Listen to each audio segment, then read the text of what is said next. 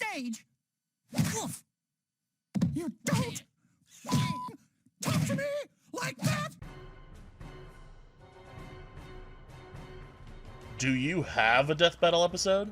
Several, actually. What's up, YouTube? Tenton here, and today we will be discussing the next time on Death Battle, featuring Shadow the Hedgehog from Sonic and Ryuko from Kill la Kill. But before we get on to that, let us briefly discuss episode 140. As season openers go, this episode felt refreshing after 3 seasons of Marvel vs. DC. Last time, I also inaccurately said it was our first 3D opener since Dante vs. Bayonetta. Yeah, because that one is so memorable. Regardless, Yoda vs. Mickey did a great job of characterizing both fighters, and the SFM team did a fantastic job overall. I personally loved how much respect both characters had for each other, and Death Battle somehow made me feel both sympathetic and hype from lines coming out of Mickey Mouse's mouth. The fight was gorgeous, and I loved the escalation. Both trying to disarm each other was great. I also loved Yoda's character development reflecting his history of him eventually just abandoning his lightsaber and focusing purely on the Force. The kill wasn't the most inspired way to take Yoda out, but considering a gory death would feel out of place with these two characters, it certainly works. Now on to what you are all most likely interested in. Do I agree with the research? Well, I don't like the fact they scaled Mickey to Zeus. It still feels like a bit much to me. Not to mention that Death Battle has ignored other similar feats in the past. However, research and the outcome of an episode is heavily affected based off what you are willing to allow. If you give it to Mickey, then he wins without a doubt. If you don't give it to him, then it's more up in the air. Mickey's speed is fine. I was unaware of Roxas's feat, but Mickey certainly scales to it, so Yoda is pretty screwed in that regard. After seeing the episode, I definitely agree with the results, even if I dislike the fact they scaled him to Zeus. Though, despite my gripes, this episode was bloody fantastic. It was a fine start to the anniversary season, and if every other episode is this good, then we are really in for a treat. Moving on to Ryuko vs. Shadow, this episode has me excited. For this season in particular, I will be very critical of the matchups they choose. This season is an anniversary season that was marketed to us to be a season with episodes on par with season finales, and these episodes are also supposed to be special for Death Battle. Mickey vs. Yoda fit that mold to a T. Both characters had a history with the show, and having 2 previously banned characters fight felt like something an anniversary season would do. This episode also fits the bill. Kill la Kill is a series that was a long-time request to appear, and Ryuko works well as Shadow's third opponent. Speaking of the Hedgehog, Shadow coming back feels right. As much as I enjoyed Shadow vs. Vegeta, that episode is archaic at this point when compared to modern Death Battle, and while I personally like Mewtwo vs. Shadow, a lot of people view it as an underwhelming and lacking episode. Giving Shadow a proper modern Death Battle is something I'm fine with. Plus, he is one of the few returning characters that we have had that still has 2 losses. Shadow certainly fits the theme of this season. He has a history with the show. Him and Vegeta's lines have become memes for years, and well, Spoon. Shadow saying his favorite anime is Kill la Kill will also make the banter in this episode fantastic, and if Taka does return to voice him, then hopefully they will actually let him do a good job this time. I know his acting in Mewtwo vs. Shadow was intentionally bad, but intentionally bad or not, bad voice acting is still bad acting. This time, we also won't have to worry about a pissed off animator, intentionally making the fight lackluster. You know, as a last screw you to the company. Because yes, that allegedly happened for Mewtwo vs. Shadow. Since most Death Battle fans should be decently familiar with Shadow, we'll be starting with Ryuko. Kill la Kill is not a series I'm all that familiar with, so do forgive me if I get anything wrong. Ryuko is a young girl who was infused with life fibers at a young age, making her a hybrid of sorts. Being infused with said fibers has granted her multiple superhuman abilities. For starters, she has a crazy healing factor. She can survive having her bloody heart ripped out of her chest, and she can regenerate from it. She can also fly and has some level of resistance to mind control.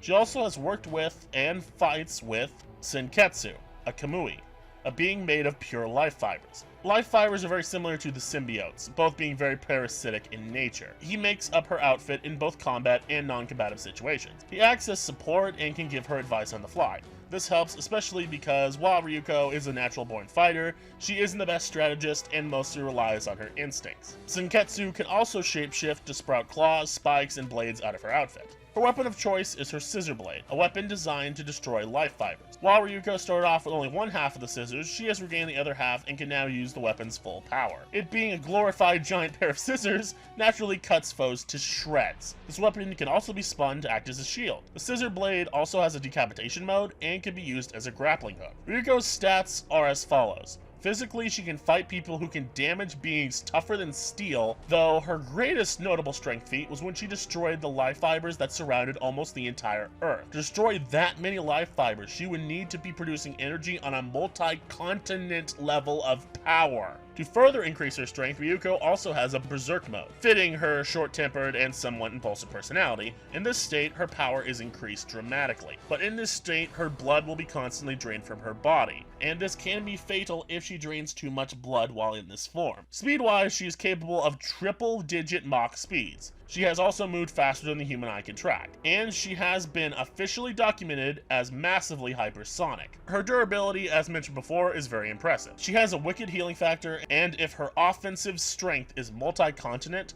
then it's also reasonable to assume her defense is around the same area, as long as it is not directly stated otherwise. Though it should be stated that if Ryuko's heart is destroyed, she will die. Lastly, there is her super form, Senketsu Kisaraga. Kaisaraga, I don't speak anime, okay? She achieved this form when Senketsu absorbed a massive number of life fibers. While in this form, Ryuko's abilities are heavily boosted. Strength, speed, durability, everything. It's basically her Super Saiyan, both figuratively and quite literally.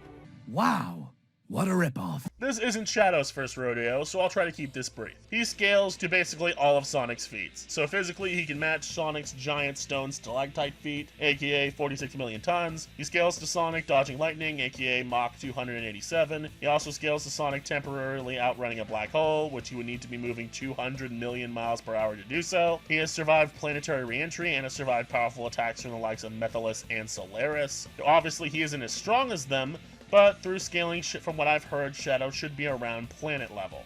Shadow's arsenal mostly is made up by his chaos powers and his guns. Excluding those, Shadow has his hover boots, which can allow him to fly and increase his speed. He has a motorcycle. He can perform the spin attack, homing attack, and spin dash. Shadow also wields the black sword, a samurai blade, and the dark hammer. He has also used barrier power-ups in the past similar to Sonic's, including his heat barrier and lightning barrier, which do exactly what Sonic's do. Shadow, being the edgelord that he is, has a lot of guns. These include a pistol, semi-automatic rifles, a grenade launcher, a Gatling gun, a bazooka, a laser rifle, multiple RPGs, and a satellite gun that summons a giant laser to strike his opponents from space. His chaos powers include his Black Tornado ability, which allows him to create a tornado. He can teleport, freeze time with chaos control, he can create deadly beams of light called chaos spears, and he can decimate nearby foes with his chaos blast attack. It should be noted that the distance he teleports depends on the amount of energy used, and teleporting larger objects will drain more energy. Him and Sonic even teleported an entire space colony at one point.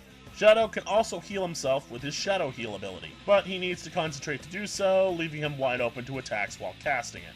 Shadow also wears inhibitor rings, which regulate his power. If the inhibitor rings are removed, Shadow's power will skyrocket. Though in this state, he can accidentally tire himself out by using too much energy at once. Lastly, like Ryuko, he also has a Super Saiyan ripoff transformation. Upon gathering the 7 Chaos Emeralds, he can become Super Shadow. In this state, Shadow is nearly invincible. He can fly, his Chaos powers are supercharged, and he can move at the speed of light.